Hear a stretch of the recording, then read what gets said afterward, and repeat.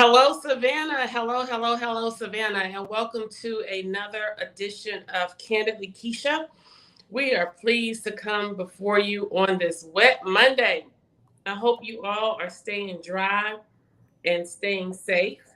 I'm so happy to be joined by two of the most intrepid older women of the city of Savannah. I like to call them my partners in community, not crime, community. These women are fearless, they are courageous, and they are passionate, and they are serious about the love, care, and regard for the citizens of Savannah. And I can't think of two better women to have as my bookends. And so, without further ado, I'd like to introduce you to Alderwoman at Large Post 2, Alicia Miller Blakely, and Alderwoman Bernetta Lanier. Good evening. Our Bernetta Bryant Lanier, our District 1 representative. And so tonight, we are coming to you with information, education, and awareness that you can use with regard to your property taxes and anything else that you may want to ask us or chime in on tonight. We're here to offer information, education, and awareness, or to clarify anything that you may be confused by or need more information on. So as we go forth, I want to open up with the millage rate. You know that the three of us advocated aggressively, feverishly, for you all to not support T-SPLOS, which was the Transportation Special Locus Special Purpose Options Local Sales Tax. And that essentially was in large part due to the fact that there was no equity, there was no community buy-in, and the voices of the citizens were not heard. But further and more disturbing was the fact that the individuals who were marketing T-SPLOS, most of the money that went into marketing T-SPLOS to encourage citizens to vote, to encourage the electorate to vote, were actually coming from people who would primarily benefit from a T-SPLOS passage. That's developers, contractors, engineers, attorneys.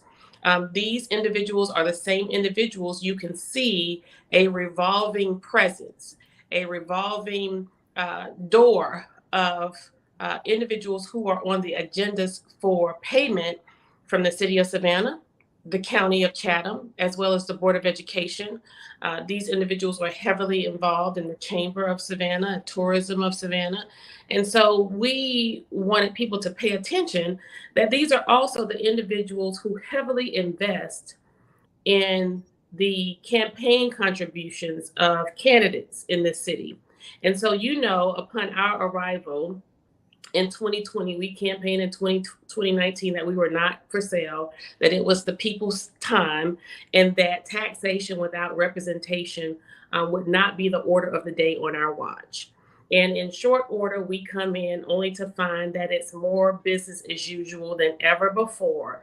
And we found ourselves, as opposed to being at a table we told that was going to be set before us, we found that there were no utensils at the table. There's no food at the table. There's no placemat at the table. There's not even a plate at the table. It was basically just space at the table to be a spectator. And that wasn't pleasing to us. And so, as opposed to coming into office, doing what it is that we do best, doing what it is that we are intelligent enough and smart enough to do, and that's to set policy, to present it, to introduce it, and to encourage ultimate passage. In March of 2020, you can go back and look at the city council meeting where you see me advocating feverishly so that we not incorporate this rule whereby it would take 5 individuals of council simply to introduce legislation for ultimate consideration and passage. That's just to let you see the light of day of what your representative from District 1 is actually working on, what your representative for Post 2 is actually advocating for on your behalf. And so you see it became a form of voter suppression, but ultimately it was to silence the most active, most vocal, most visible, and most passionate, most aggressive councilwomen who were serious about the mandate in 2019, where the citizens of Savannah voted an entire council out who was more interested in investment in brick and mortar, a lot of what you see today in the corridors of Montgomery Street and Martin Luther King Jr. Boulevard and downtown Yes. corridors, and all the way down to President Street. Much of that was done on the watch. Most of that was introduced. Most of that was funded on the watch of the previous council, but it was delivered by the majority on this council. A lot of that we could have stopped, blocked, and slowed down, but instead, we contributed to the deprivation of the sacred city that we know as Savannah. And now ultimately, we're paying for it. We're paying for it through rising taxes, forced displacement. We have more crime and homelessness on the streets of Savannah than ever before under any Mhm. administration. And that all trickles down to what? The bottom dollar. And that Mhm. bottom dollar comes in the form of your millage rate. And that millage rate, you should know, essentially pay for a lot of what you enjoy by way of the amenities offered by the city of Savannah, your trash collection, our police service, our fire service. And this is why we primarily advocate for those giants who are not paying taxes to pay their fair share, because the citizens of Savannah are essentially carrying this community on their backs. And so Mhm. I asked Alderwoman Blakely and Alderwoman Lanier to help us help you get ahead of this millage rate so that you can do what we do best, because we've been stripped of our power. We've been stripped of participating in the legislative process that is due to us by way of the charter. But as a result of that being stripped of us, we are now tasked with coming to you, the citizen Savannah, via platforms like this. Because you see, the media is not motivated to frame messaging that's consistent with narratives that you could actually benefit from. The media is actually owned by the establishment. It is in the establishment's best interest that they frame a message that keeps you ignorant, Mhm. keeps you ignorant of the processes, keeps you ignorant of things that are actually going on and happening in real time at City Council. Um, it troubles me greatly to know that of the 28 to 40 items that we go through on the agenda in the course of 4 to 6 hours, the minutia that reporters actually take away from those 4 to 6, sometimes 8 hours, is only consistent with riffraff, interpersonal relations, the lack thereof. Very rarely are they telling you about the millions of dollars that we are spending on special interest projects. Very rarely are they telling you what we are really spending your tax dollars on. And so as we go forth, I want to remind you of a town hall that we hosted back in 2020 when we first came to you to acknowledge uh, the state of where we were as we were to address the property taxes.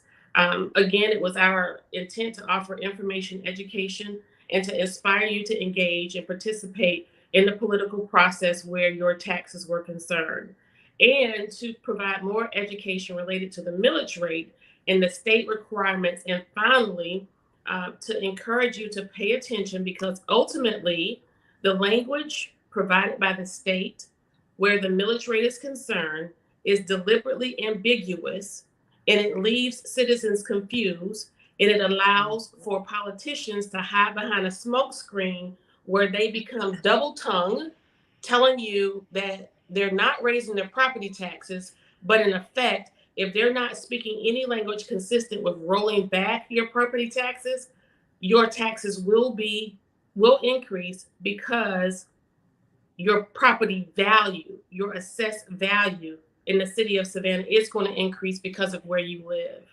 And so um, we want you to know that this is ultimately an opportunity to hold government and its officials accountable, including us.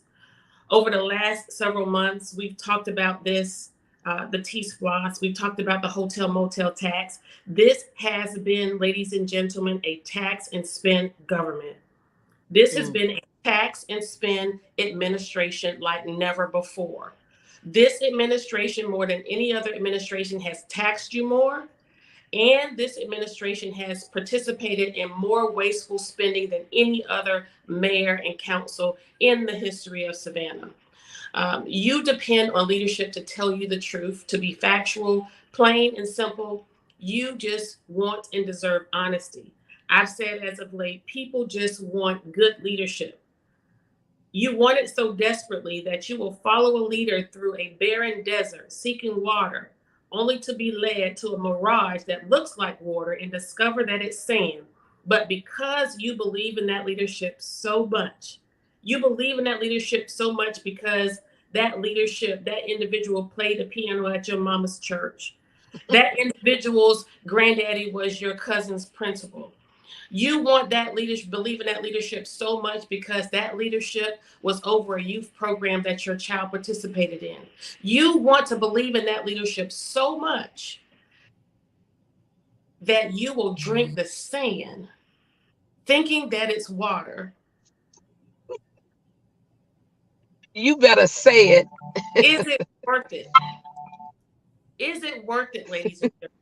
Is it worth it that much to relegate our friendship, relationship, and kinship to an individual or individuals who really and truly do not have your best interest in heart? Is it worth it? And so I want to say to you again, and I'll give opportunities to my guests tonight to say and to acknowledge what I am going to acknowledge today. And it is my position to support a rollback of the millage rate as we approach our budget season, which will essentially Yes. reduce your property taxes. What does that mean? It's less that you have to pay to your mortgage company, and quite Mm, possibly you may just get an escrow check. We haven't received that in so many years. In addition, renters, this is important for renters because when a landlord's property taxes increase, they have to pass that increase on to their renters. And so there are mm-hmm. factors that my colleagues may want to share with you that contributes to the increase that we are experiencing by way of rent. But essentially, reducing the amount of property taxes you would pay on your property's present value versus keeping the rate at its current value is paramount. Typically, property values appreciate over time, regardless of the millage rate. Your property value will increase in Savannah. And so Mm-hmm. I want to let you guys just take it away. I feel like I've been a talking head, but I just kind of wanted to lay the foundation. But you know what? There's a video from council that I want to play, and then I want you to kind of pick up from where I leave off. And this was a presentation of me petitioning the city manager to please, please, please, sir, before you consider raising the millage rate or keeping it the same and not rolling it back Mm-hmm. because we need spaces for city staff to work out of, before you consider doing that, please, sir, please just stop the wasteful spending. So I hope you can hear this. If you can't, I'll just post it to my page and you can listen later. But you all let me know if you can hear it. This is Melvin. I have a couple pieces I want to tie in and hope that you will give consideration to as we move into the budget process. I am reminded that some of the most valued property owned by the city of Savannah was the property at East Broad and Overholt, formerly owned by the Catholic Diocese, and the Revenue Building on Broughton Street. And so when I hear conversation consistent with the fact that we do not have adequate space or facilities to house our staff, and the continuation of pumping resources into rental properties for staff, um, and then to make the acknowledgement that we have to move forward with the various capital projects and to tie that into the potential need to keep the millage rate the same as opposed to rolling it back. For me, it's a continuation of passing costs on to the citizens of Savannah who cannot afford Mm-hmm. it as a result of poor decision making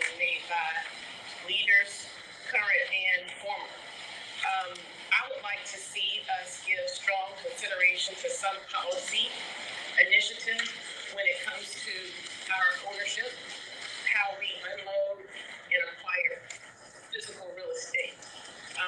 I would imagine that the individuals who are in these apartments are fully capable. Nonetheless, like most staff here in the city, they only do what they are told. And they often are doing what they're told by inept leaders. And so I am advocating now, and I will continue to advocate through the budget process to roll back the millage rate.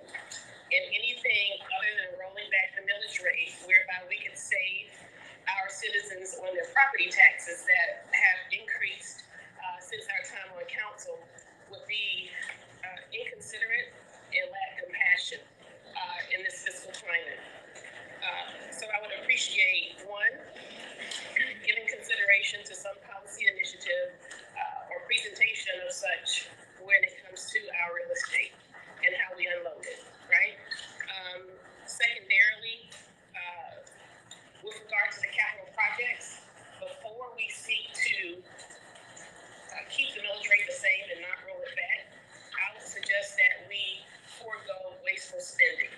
And I will save us the list that I can run down of the items that we've wasted money on. Moving on, when it comes to the canal, we use the Springfield Canal and another one interchangeably. It is my opinion that we are somehow backdooring our way into funding a project that is the development of the canal that connects to the arena that's not funded. It's not funded. It has no budget. But I can't help but feel, I can't help but think that our continuation of allocating resources incrementally or however we're doing it, it just doesn't feel right. And so I would suggest, Mr. Melder, that the water has been flowing in the same direction since the inception of time, right? But the corridors of Carter Village, Cloverdale, Brickyard, they have had to suffer. And somehow, as we are today, they are subjected to just getting what they have. There's a notion and a culture that has been created in local government, i.e. the city of Savannah, where you can't get something for nothing. And so now we're at the table where people just have to be grateful that they are reaping the benefits of whatever is happening now.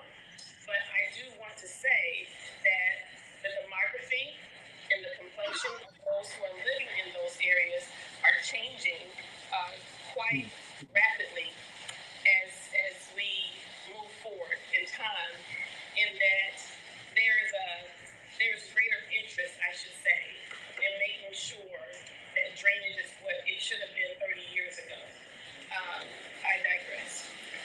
With regard to capital projects, thank you, Ms. Lawrence, for your presentation.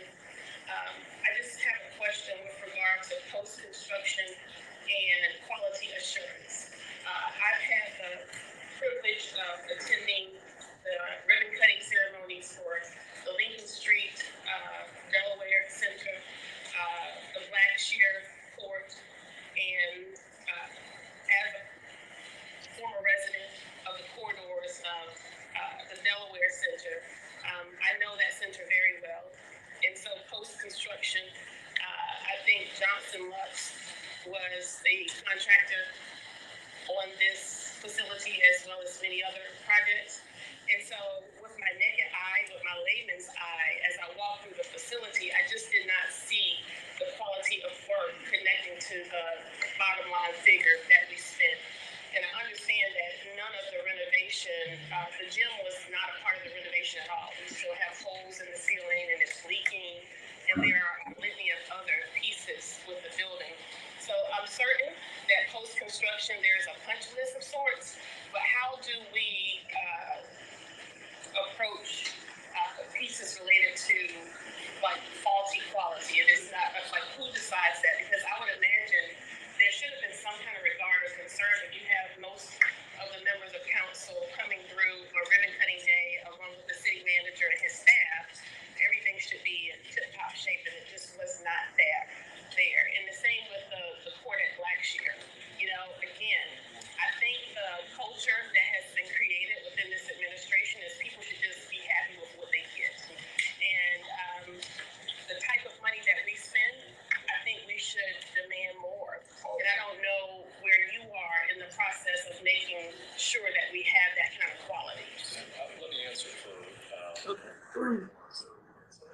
Ladies,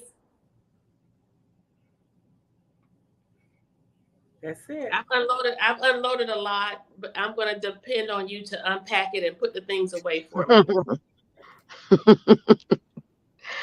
Bottom line is, don't believe the hype, people, when our mayor says that taxes are the lowest it's ever been in how many years?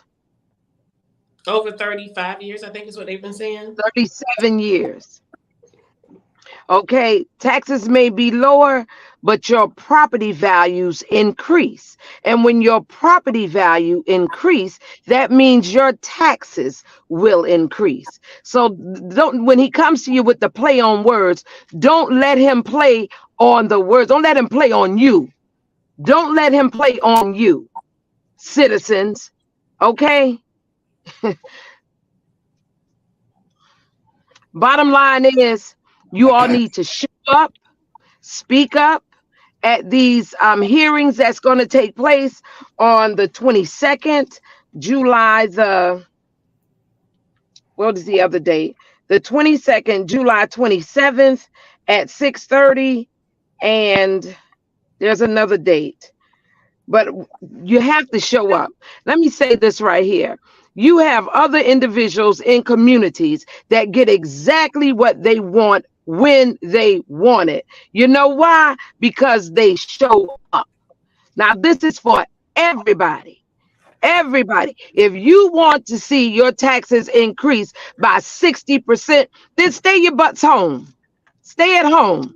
But I can tell you this, Miss Mamie, who's on a fixed income, Miss Retha, who's on a fixed income, they're not going to even be able to afford to pay their taxes in their little 2-bedroom homes. Okay, because it's getting ready to go through the roof. Savannah is going to be exactly like Charleston, South Carolina. Charleston, South Carolina has taxed the folk completely out of their properties. So it's up to you. We giving you the information. My question to you is now, what are you going to do with it? I digress. So, Alderwoman, I live here on the west side. I live on Hudson Hill. I was born and raised right here, just like my parents, my grandparents, I had great grandparents in Frogtown and West Savannah. So I want to know this: who all taxes have gone up significantly? Mm-hmm. That's what is happening, and people are alarmed. Now, in what's going to determine your taxes is a formula, and what's really crucial in that formula is the millage rate and the value of your property.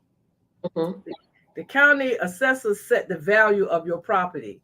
One time, my properties were depressed and kept so low, and now they're shooting up because there's a different inertia now. There's a different intent, and the intent is to move this population out. So the new population, they call these up and coming neighborhoods. The new population could come in, and since they up and coming, bring them up where they can be. So now that millage rate, we could do three things with the millage rate, and that's what we're going to be talking about in the next few weeks. The three things you could do with the millage rate: we could increase it, we could leave it the same, or we could roll it back. Those are the three things we could do with it. If we increase Right. it, what that is, that's tax increases across the board. During Jimmy Carter, it was so high, but that was a different time in the economy. What the majority of council, the mayor and his five, what they're proposing is to keep it the same. What we're proposing is to roll it back. Now, we have the ability to do one of those three things. And the reason they want to, there's no ambiguity in the state's code.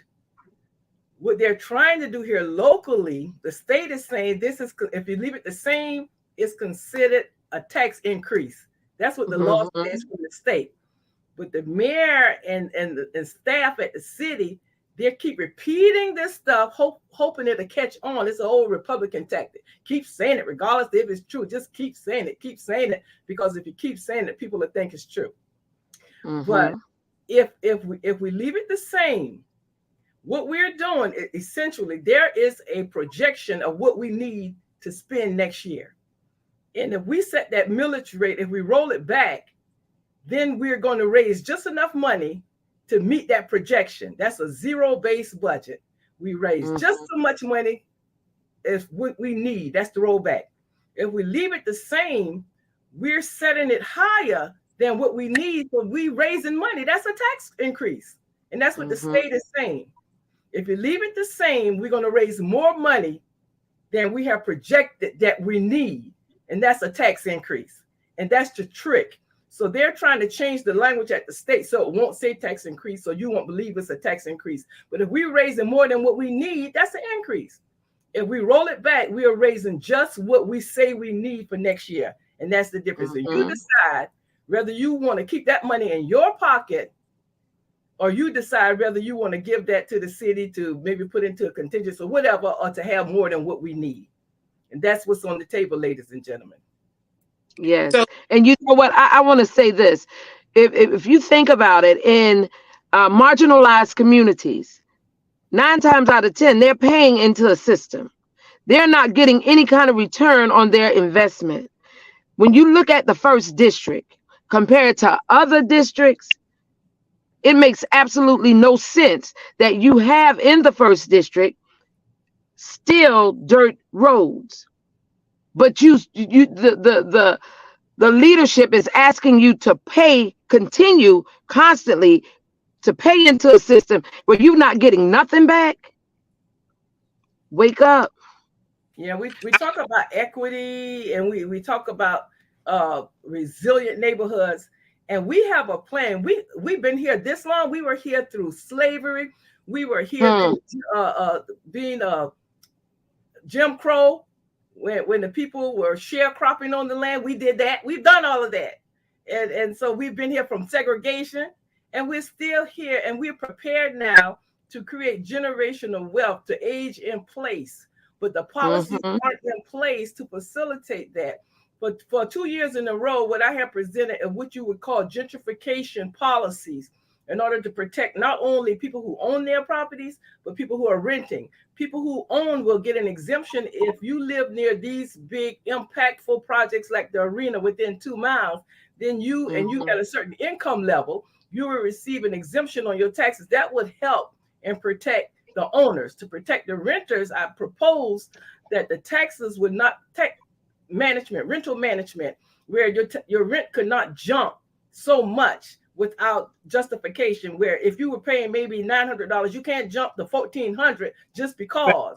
You would have to go by this formula. 2 years in a row, the city did not take it seriously and say, we're going to list it for conversation. We're going to ask the state just to put this on as conversation, not to really consider it. Now, there are billions of dollars with the B, billions coming down the pipeline for these type marginalized communities. And 2/3 of it is earmarked for municipalities that have gentrification policies in place, and we don't qualify because we don't have the policies in place. So you got to have the political will. All the women, Lanier, all the women, break that down. Make them really understand what it is you just said. Well, we should have had some equity policies in place. Alderwoman Gibson Carter and myself, we have been proposing these from day one, and we've been being pushed away from the table. We have not. We happened to get the ADUs finally passed, and that was our effort. And we got the inclusionary zoning and the impact fees, and that's a part. But we need that community benefit ordinance, because we talked about in Carver Village earlier tonight, how they're getting nothing, and they've been proposing and asking, and we've been taking this stuff to the table for years and years, and why haven't they gotten anything? Well, I'm hearing this in every neighborhood on the west side, all 10 of them. And that's right. And the answer is, I'm telling them, we done left those days of promises. What's wrong? How many times can somebody promise you something? Ladies know better than that. Man, keep promising you. We don't fall for that. So what we need to do is place the community benefit ordinance in place, where when they promise you something, we have to put it in a contract. It's a legal document, a community benefit agreement. And when they break it and don't deliver, we're going to sue them. Bam. And then we got to get litigious. They've been promising my family stuff and my relatives and my community for generations. Okay, so now we know better. So we got to do better. We need a community benefit ordinance so people, residents, citizens, those people who are not stakeholders but stockholders, because this is our industry. The city of Savannah is a corporation, and we're the stockholders, and we're the stakeholders, and we need a public return, a return on our public investment. So we need community benefit ordinance, and so people could come together, organized groups, 501c3 could come together and enter into an illegal binding agreement and stop all of this promises, because people lie to you. And so now we could get these things, and if we don't, we're going to court. They understand that. You know what? I got to say this much right here. For folk that live in the marginalized communities, just think about this. They always come in your community, knock on your door, get your information, promise you they're going to give you this, that, and the third. Turn around. They get whatever they're applying for through the federal government, but you don't get nothing. Can I tell y'all this? And I need some help with this. Hold on. Let me say this. Just like with the Eastern Wharf, they use those numbers from Hitch Village and Fred Wessels to get that money to build the Eastern Wharf. And what you got? Now, I'm talking to marginalized communities right now. Okay, go ahead, Alderwoman Lanier. So true. Now, one thing is important. In 2029, Black people, we got to work ferociously to make sure that we all get counted. We were slow filling out the census, and therefore they needed to extend it. They wanted to extend it because it was the COVID times, and the Trump administration went to court and sued and stopped the count. So we do not have a close or an accurate count. We can never tell by the census. The only way we can tell is at the ballot box, and look at your city council, look at your county commission. That's when we know, but the numbers are much higher than what they're telling us. But when you look at the census number, they're down. Now we had the energy secretary from the federal government, the United States energy secretary, came and walked through Hudson Hill and with the mayor, and we all walked and telling the story and pointed, and they thought it was deplorable. Money came down the pipeline through the state, and they told me downtown in City Hall, Jay Melder and Joe Sheriff House and all of them had me at a table in the office and told me, Hudson Hill and Woodville, we don't qualify for those money. We don't qualify for those money intended for low wealth communities. And the money was going on Abercorn Street by the mansion across from Forsyth Park. And that's where the monies were gone because they met the requirement and we did not. Use your numbers. Right now, what's happening on Abercorn right there by Forsyth? Look what's happening. So we really need to know. We need an audit on who's spending money, because that's supposed to be a SCAD project, right? So where's the money that came from the state that was qualified and earmarked to be spent right there? Where is it? We don't know half of it. We don't have a staff. We are the staff. You're looking at us. That's right. Someone said that we were interfering with the process for the city of Savannah. But guess what? We are the process. You ain't never got this much information from any administration until we got there. It won't be business as usual. And although we are advocating for the least of these, which are our African-American citizens, sisters and brothers, our community, we are advocating for citizens. We are advocating for residents. We are advocating for the people who live here, and our quality of life should not be second to developers and special interest groups. And we need to make sure that we have a balance in smart growth and development. We say these catchwords, but we don't follow through. And that Civic Center arena, Johnny Mercer fiasco that they're about to embark upon, I don't want any parts of that. They've been trying to get me to come in and sit down, but we need to back up and hold up on that one and get more people involved to make sure that this thing is community and citizen driven, because right now it's being driven again by special interests and those little those little puppet hands up their shirts to the powers that be in City Hall. Somebody's driving this thing, and it's not the citizens. And so to that point, and I'm so glad you all are speaking this language tonight, and making it plain so that everybody can understand that as we go forth, it is our intention to be a citizen led, policy driven government. Mm-hmm. Oftentimes as I go about on the now campaign trail, people ask and inquire, what are you going to do? What are your campaign planks?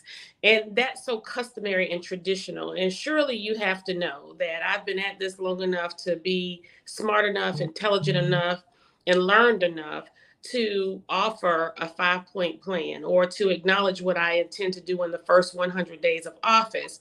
But I submit to you, ladies, that this has been the mode of operation for many politicians who are sitting where we are sitting, and for those who have charted their course for higher office. That becomes problematic because, as you stated, Alderwoman Lanier, there is little to no accountability when citizens are not able to engage and control the process. You are the stakeholders, you are the That's right. stockholders, are the doers. We are and should be the listeners. So it's not about Keisha's desire to reduce crime and homelessness and to cut wasteful spending and to make sure that we are equipping our staff with all of the resources and tools necessary, particularly our police department and our fire department. I desire a lot from where I'm sitting and for what my experience and background. Alderwoman Blakely has a passion for youth and community programs. Alderwoman Mm-hmm. Lanier, passion for economic drivers, community development, and smart growth. But what is it that you desire for the 6th district, 5th district, Excellent. 4th district, 3rd district, 2nd district, 1st district? We are to be the listeners.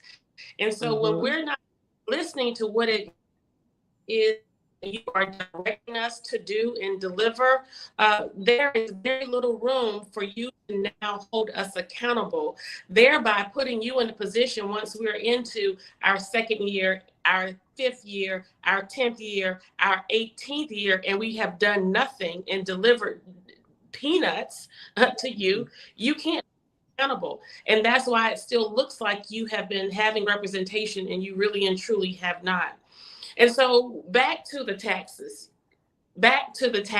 leaders, ladies, understand that when leaders raise the millage rate, i.e., when we're not rolling it back, the numbers used to calculate that property tax, they justify that increase generally by pointing to something that we are deficient in. We're declining, an unfavorable economy, low sales tax revenue. Um, in this case, we need more space for staff.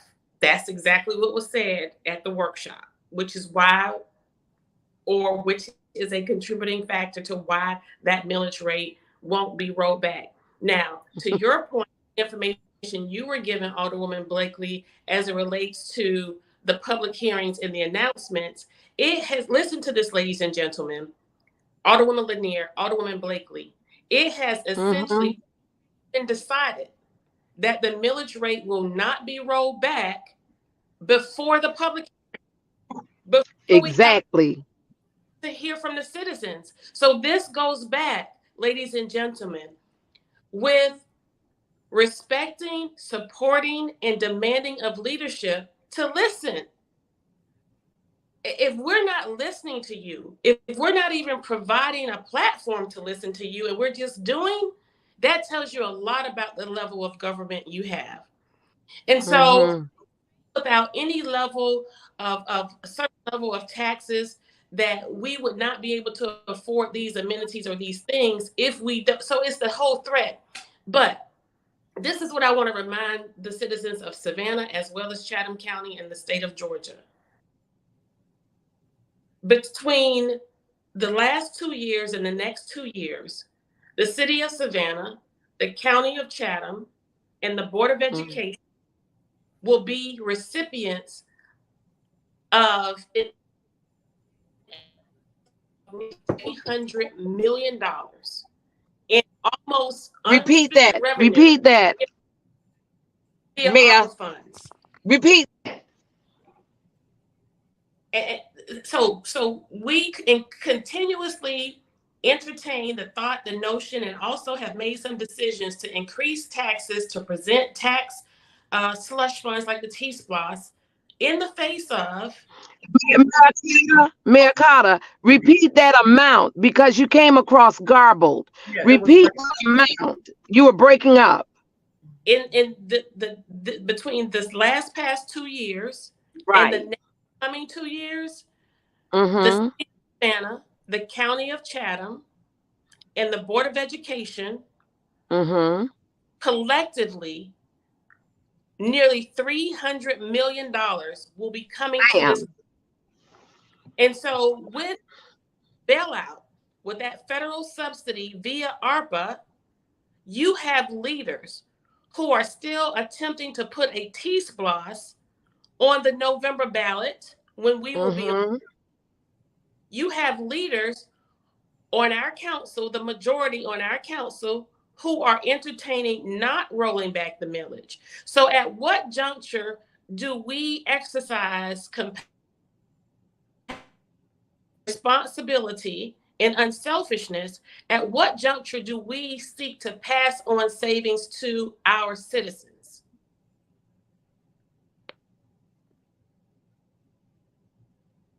They don't care. Alderwoman, what I am really frightened about is the three entities that we pay taxes to, Hmm. be it Chatham County, the school board, Board of Education, and the city. All three right now are talking increases. And if Yes. all three either maintain or increase their millage rate, and all three, no one has rolled back on the table right now. And the valuations continue to go up. It's no telling. Next year will be the year all of us get ran up out of here based on that increase. It's difficult this year because that's 6 months. With these taxes come every 6 months, that 6 months seem like 4 months because of the increase. That the money is getting, the time is getting shorter because the money is getting longer, or the request for those funds Mm-hmm. is getting longer. So all three right now have an increase on the board, and That's someone right. should be sounding the alarm because this is critical, being that we don't have the gentrification policies in place to protect people. So And, Mm-hmm. we open your eyes, people, and come out to these hearings. and yes, and we really do encourage you all to show up and show up in large numbers. Now, oftentimes, the leader on our council will present things in a manner in which it has the appearance of being welcoming, inviting, and convenient enough for citizens to attend, when on its face it never is. But we're asking you to sacrifice. We're asking you to sacrifice. We had an item on our agenda during the last meeting for a local establishment who was seeking a liquor license. And Mm-hmm.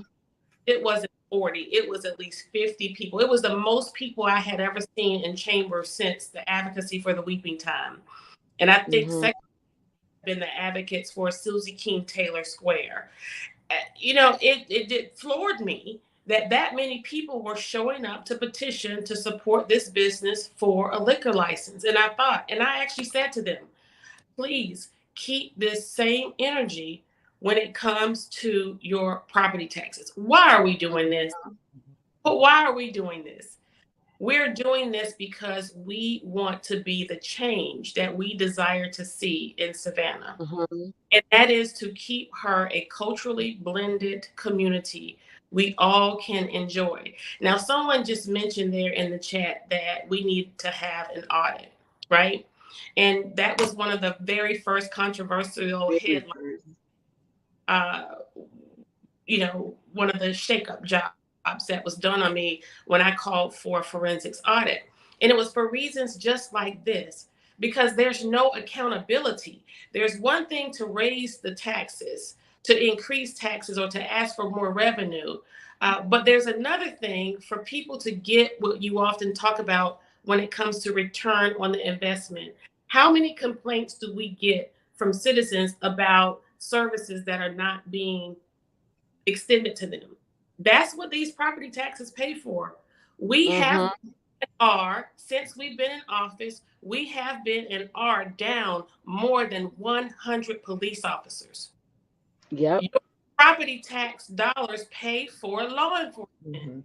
So if we've been down since we've been in office, more than 100 police officers, where's that money going?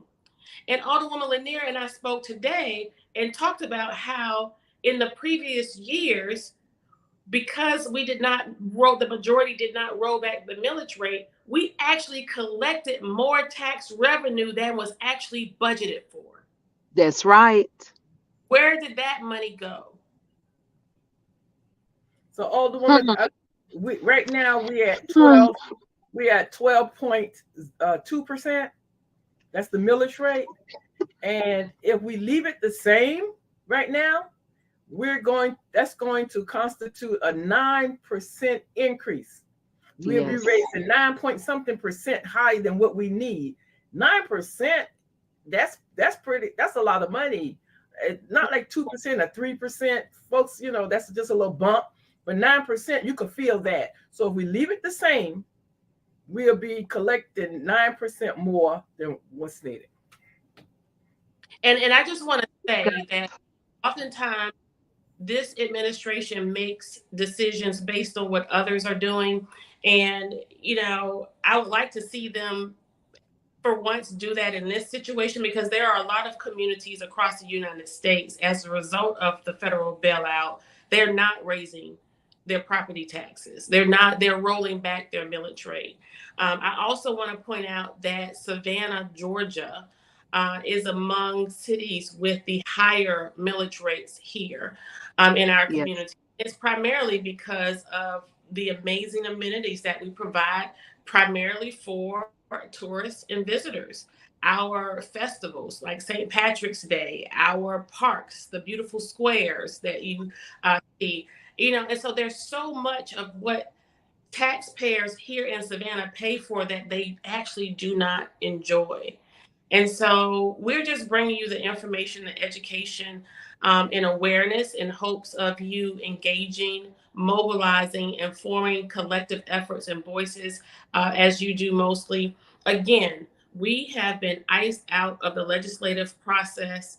Oftentimes, we are closed out from opportunity to just have a conversation about these pieces. And so this is the only platform among the few platforms that we have to actually demonstrate to you what's actually going on. And it's unfortunate that we do not have, and when I say the media, I really have to apologize to some, not all, some of the reporters. I recognize that anchors are essentially talking heads. They just got to say what's in front of them because they got bills to pay, right? But when you've been there 25, 30 years, what do you have to lose? At some point, you should have some backbone. Like, stop being wet tissue paper, right? And secondly, reporters who are fresh and new, cutting their teeth on journalism in Savannah, it is my hope and desire that, you're just passing through, and the lack of integral journalistic integrity, it just doesn't exist here in Savannah.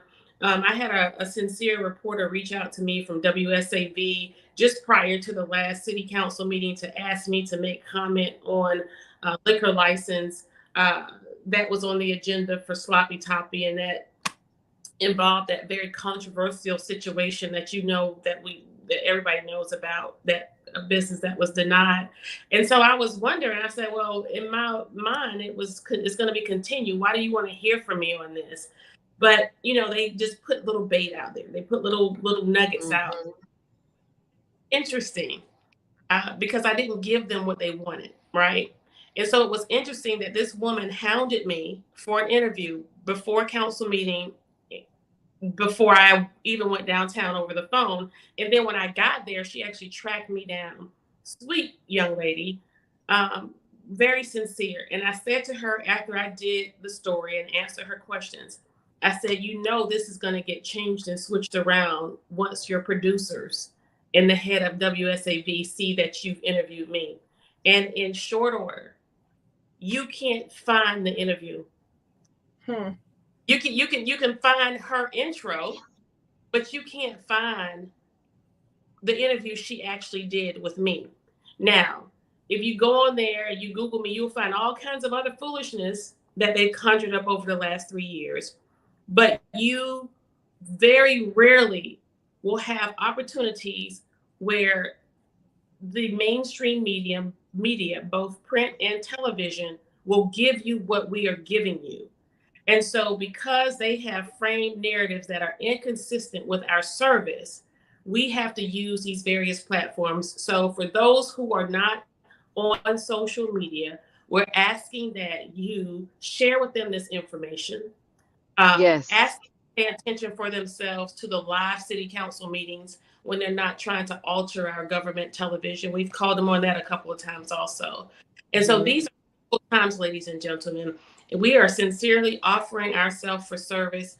As Alderwoman Blakely stated, there has never been a time like before where the electorate has been more engaged, plugged in, and knowledgeable. And it is that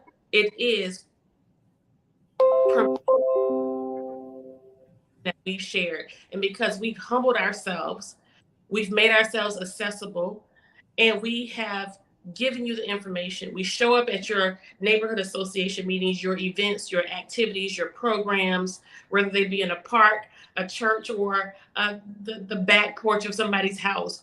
We're there. And we just want to give you all an opportunity to plug in. Ladies, I'm going to allow you to close out. I did have one last thing for us to talk about for producer. There's a picture, a flyer that was Hmm. circulated, and I don't know if you can put that up.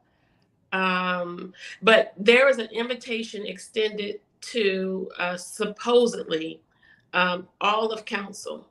Now, I did not get an invitation to this Skidaway Island Republican Club, yeah, presents True Neither Perspective. did I.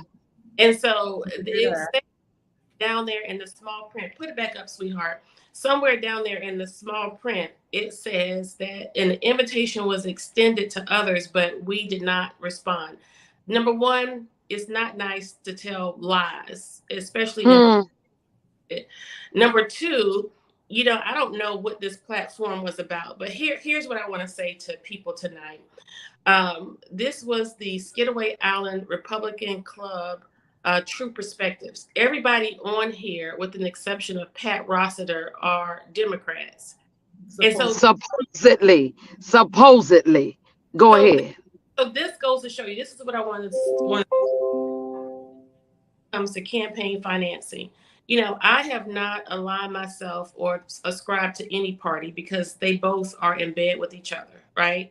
The messiness of how these people operate in this political spectrum here in Savannah is nauseating and it's incestuous. And so, you know, service that people need from a mayor in Savannah, it should not be relegated to party affiliation, race, sexual preference, this, that, and the third, because it only serves as a distraction.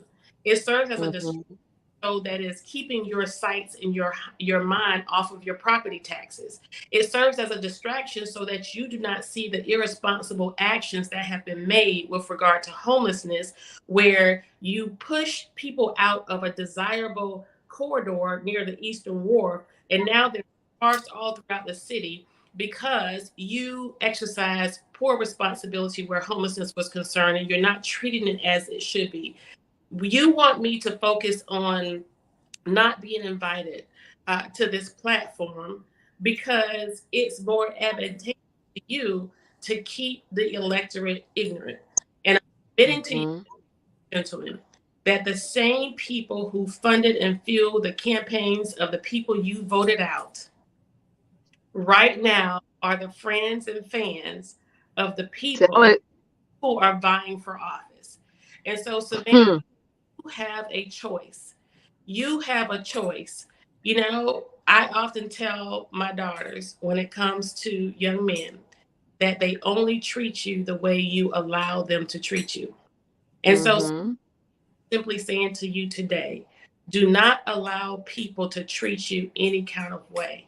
That's Do right. not do not be used. It is time for us to tell. the establishment and those who think that they have run this government, that the game is over. The Hmm. game. They know it. They know the game is over. They see, they hear. They've never had anybody to speak to the constituents like we are, like we have. The beautiful thing is we're there. We're sitting at the table. We're trying to educate the masses. That's the beautiful part of it. The sad part of it is while we're down there getting this knowledge, bringing it back to the community, we got to fight downtown and then turn around and get in the community and fight the community. It is often said that we supposed to have a certain look while we're down there. Well, I like to liken it to Matthew 21, verse 12 through 17. When Jesus went in the temple and turned the tables over, he turned the tables over because of what? Corruption. That's no more than what we're doing when we're downtown. If y'all only knew half of the stuff that we know, that we have found out, when we look at the disparity of what's going on in the city, the haves and the have-nots is so real. Oh, It and is what so real. the recent acknowledgement, Alderwoman Blakely, Alderwoman Lanier, I don't know if we told you this, but there was a reporter who did a story on campaign disclosures and contacted me if I was at all concerned about being outpaced financially. And I told him that this is, Hmm. been there, done that, check that box and won that race. We got this. We got this. Hmm. Well, hold on, wait a minute now. You got the mayor who won. I mean, who raised $351,000. Y'all better listen. And how $351,000. much, I talked on my show last Tuesday. how much, Gave the ones that's part of the five, gave them $250 each. how much is the job of the mayor? Huh? How much is I'm sorry. That is hilarious. I can't say it again. You breaking up a little bit. how much how much does the job of the mayor pay? What is it? 50,000? Okay, and how much do you get paid? 25,000? Okay, so ask yourself the question, what would be the motivation to raise 10 times more than you're actually Come going to, on now. right? So that's what Come. I say, pay attention. And then the other thing we discovered, Alderwoman Lanier, as we were talking, just in conversation, God really just puts a lot of this stuff in our laps if we Mm-hmm. just wait for it. We learned that the Olympia Cafe, who Huh? contributed almost the top financial amount you can give to the mayor and distributed $1,500 respectively to Palumbo and Purdy. And 17. 17. 1,700. 3,000 for the mayor. Now okay, they're located in Second District on River Street. Let me help you set the scene. yeah, Okay. go ahead. Mhm. I'm gonna hit it home, but you lay that out for me, Alderwoman Lanier. Yeah, they were a contributor, and they on River Street, and they gave the max to the mayor, which was $3,000. They gave the sixth district and the fourth district, Palumbo and what's the other one? Purdy.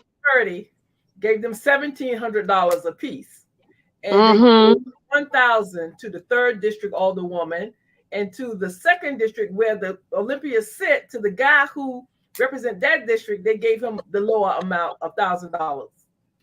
Okay, so listen to this. So this is Olympia Cafe at Uh-huh. River. Guess who the landlord is? Who? City of Savannah. Huh? So Because they're in the Gamble building. I And got the Gamble building is owned by who? The City of Savannah. Y'all better pay attention. you can't make this stuff up. Listen, ladies and Wow. Every day. The old people used to say, honey child, the more I see, the more I look, the more I see. So the more I look, the more I see. Keep looking. listen. Again, my heart gets happy and my soul is glad. And I tell people that you should not worry about us, worry about me. I really appreciate the concern and the regard and the sentiments of a lot of people. But I promise you, with everything I know and God loves, it doesn't feel like what it looks like. And Mm-mm. at the moment, it gets exhausting. It gets exhausting and it gets tiring and it's frustrating. But we are here and we're staying here because we have been called to do so. Now, I will, Yes. if I had to think about it, if I had my druthers and if I had a decision, I probably would not do it because of the grave sacrifice that we're making and because of the pushback that you get sometimes, even from those who you support and work for. But we're here, but by the grace of God. And Mhm. Oh, only I, by the grace of God. right. And But I God. am not to allow any dog, devil, or demon in hell to Hmm. come against what God has called us to do. Yes. And That's I right. I, I have to say that I am most grateful for being able to serve alongside the two of you. Previous to coming on council, I didn't know either of you, never met you. Right. And I don't know that anybody would have had us as likely matches, or if anyone would have picked out of that council on January 2nd of 2020 that this would be the results of all of what's happened up to this date. But I'm so glad it's you. I'm so glad it's you. And I say again, when I learned that Alderman Lanier won on election night, I knew I was safe and I was going to be okay because she's a sharp cookie. And then as time went on, and I got to know the fearless soul and spirit of Alderwoman Alicia Miller Blank, only to know she is. Go Richard. Yes, yes. I ain't scared of nothing Oh, but well, God. you're going in and out. But let me say this: You break it so bad. You Alderwoman break. Gibson Okay. Carter, you were talking about the heavy-handedness spending in certain areas for certain events, the waste, and how we are talking about increasing taxes before we even deal with cutting out the waste. And I was sitting here thinking Yes. about that, and because the people I represent don't get chance to consider or be concerned about the waste so much because we're on the other end of the spectrum looking at the lack. We're the ones who are underserved. Although I Yes. care about the entire Savannah, and I go to bat for the entire Savannah. However, I'm elected by the people of the first district from the Highlands all the way to Eastern Wharf, and in between the low wealth and the lowlands of the first district. And these are the people who are suffering the most in our city. These are the of the low income communities, the lost, the least, the left out, like Pastor Mena would like Yes. to say. And so I have to go in hard for this. These are my people. These are if you've been in a place for generations, you wouldn't believe how many cousins you got. I didn't skip here from New York. Yeah, we've been y'all, and some people come y'all. So Hmm. when folks You're not a transplant. when the Mm. gentrification was moving through Savannah from the east side to downtown, and when they came west with the downtown expansion, they did not think they were going to run into, but how they thought we were there all these years. So we are much more resilient than what people gave us credit. They thought it was going to be an easy sweep just to push all of us out of there. But I'm telling my neighbors, we got to push back.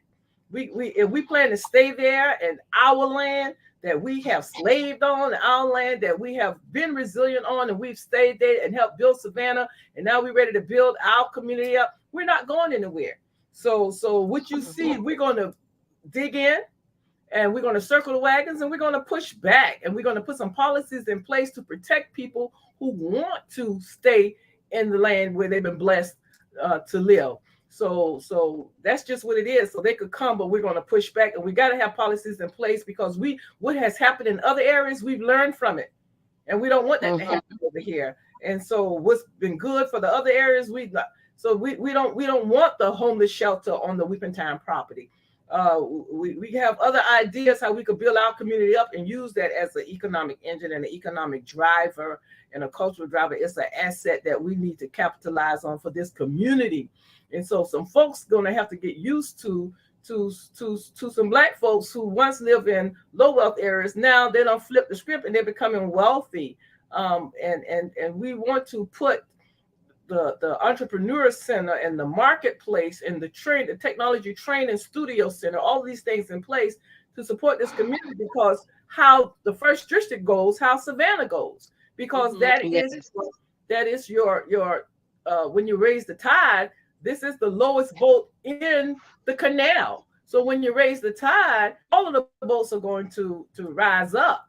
But we have a different concept of what we want to happen. We've been written out of the master plan when it comes to West Savannah, those neighborhoods on the west side. You got the chairman and the port and the railroad trying to do something that will almost kill our community, and they're pretending that they're solving the issue in Woodville by doing something that is so much more suppressive by coming up West Bay Street with that Tell them train. what they're doing. Yes. Well, they want to reroute the train tracks from what the chairman said last year in the Highlands. Of course, it is good that the tracks will be coming up out of Woodville. We've been dealing with those for a few generations, but now they want to bring that track parallel to 516 up West Bay Street and cross over by Joe Anchorage Lounge right there on the side of the Weeping Time property and head south. So that idea of alleviating the problem on Highway 21 in Garden City by bringing that problem up West Bay Street to West Savannah is the worst thing that could happen to our community. So I Because they don't care. and no one has officially come to us to even to share the information. They're doing it all, away from the people who they know, like a organizer would do. So they're not being inclusive of the impacted people and planning this thing out. So we're going to need the public health. We're going to need federal, state. Well, the feds in on it because Buddy Carter, their office, and our two supposed to be Democratic officers were represented at the press release that they did the other day, along with the chairman. Nobody from the city was there. Now, this is in Woodville and West Bay Street. No one from the city was there, and I wasn't notified on it. So they're doing something underhanded. Again. I'm gonna say this right here. Folk always say, what are we getting out of our advocacy? I'm gonna say this. I'm good. I am so good. Alderwoman Kesha Gibson Carter is so good. Live in one of the most affluent neighborhoods in the whole city. Alderwoman Lanier is so good. Retired. Her and her husband retired from ILA, retired from the railroad, what have you. I'm good. Retired military, still ILA. We good. We're not doing this for us, Savannah. We're doing this for you, John Q. Public. Wake up. Recognize and realize when you look around this city and you see everybody getting, except for a certain demographic, then something is wrong. I spoke to a man on Broughton Street today. He said he was walking behind two white men. He said one must have been a visitor and the other must have been a person that lived here. He said as he was walking, he heard their conversation. The visitor asked the person that lived here, where are the black people? And the person that lived here said to that man that the black people around here are stupid. He said he got a little closer so that they could see him and know that he was listening. And he said to them, some white people stupid too. Okay, so the point I'm making is this. For that conversation to be had, and I'm talking to black folk right now. I'm talking to black folk because black folk are the ones that ain't got it and ain't getting it. Okay. Wake up and let them know you might have been a little slow because you were depending on the individuals that you sent down to City Hall to represent you. You believed in those individuals, but now it's time to wake up because we're giving you what God loves, and that's the truth. Okay, we're opening your eyes to what's really going on so that you can see why you really ain't getting nothing. Okay? All right. And I to say to that, as I have frequently, and just remind people that for 40 years or more, this city has been led by African Americans at almost every level of leadership. We've had African American mayors with a majority African American council, just like now, That's right. a super African American majority. And the irony is, Black people are doing worse now than they ever Then, have under anybody's administration. In the history, we've had a Black county commissioner with majority commission, Black district attorney, police chief, fire chief, judges, every position except for the sheriff. But has the needle been moved for the Black community? So I submit no. that it is Black leadership who have failed Black people. And so we want to say to you that no longer is it to simply be Black and be in office. That's right. Period. That's right. So this is harsh to hear. A lot of people won't say this out loud or would think that we should whisper this in rooms that are reserved for us. But it's us who have been killing us and holding. Come on. In my life, I have been hurt, held back, and held down by more Black people than white. Yes. And so we have to start calling a thing a thing. And Go ahead, Melinda. This for what Melinda Gwen call it thing a thing. And call it for what it is. And we have to and must do that because that's the only way we are going to arrive at change. Otherwise, people are going to continue to be led astray, hoodwinked, bamboozled. Okay? That's right. We are the standard. We are the standard bearers. We have not moved, we have not faltered, and we have not changed. On January 2nd of 2020, we raised our hand and put the left hand on the Bible. And we said that we were going to go forward without fear, without fear, or affection. We have demonstrated that we ain't scared. Never. We have demonstrated that we haven't taken any payouts under the table, over the table. We're not riding anybody's private jet. We're not dining at the Chatham Club. We don't get the invitations to the fancy dinner parties. Nobody's paying for our children to go to private school. We don't have cars that somebody's paying for us to scoot around in a leased Mercedes, BMW, or Range Rover. Come on. Nobody has put additions onto our homes, right? Tell it. But you can go past the houses of sitting council members and some who are no longer on council and see how much different their house looked than any other in the neighborhood. And that'll tell you what you need to know right there. And inspection, we have not extended anything that we have control over to any member of our families. We have upheld that oath, and we have taken it seriously, without fear, without favor, or affection. Amen. I love you, Savannah. Keep up the fight. And listen, don't stay in the fight, win it. There you go. Bam, baby. Come out on the 24th near the waterworks. I'm going to do my announcement on June 24th, right outside of the waterworks near the arena from 5 to 8. Y'all come hang out. And I'm just going to tell y'all, ladies, don't get weary in well doing. I know we get our butts given to us at council meetings. Sometimes we keep fighting. I know it takes a lot out of you. Sometimes it have you in. Hold on. We kick butt too now. We kick some butt too. Yes, we have some wins and we have some losers, but I'm just going to encourage you all and all the people who are out there saying, what are we going to do? Just keep up the fight. We got to turn up the fight. That's what we're going to do. And it's the people's time still. And we're going to stay in this. We're going to roll our sleeves up. We're going to keep going. We're not going to give up. We're going to push back and we're going to turn up the fight. Let's go at it. I'm That's having right. That's right. I'm having fun, and we're going to keep doing so. And, as of late, it's been in my spirit. People talk a lot about when, those who support us, when they see us, they say good trouble. And, I'm a little perplexed. It doesn't always sit well with me. Of course, I honor John Lewis and can appreciate being a part of that spirit. But you know what has been present upon me recently when I hear that? It's not trouble if it's good. Good night, y'all.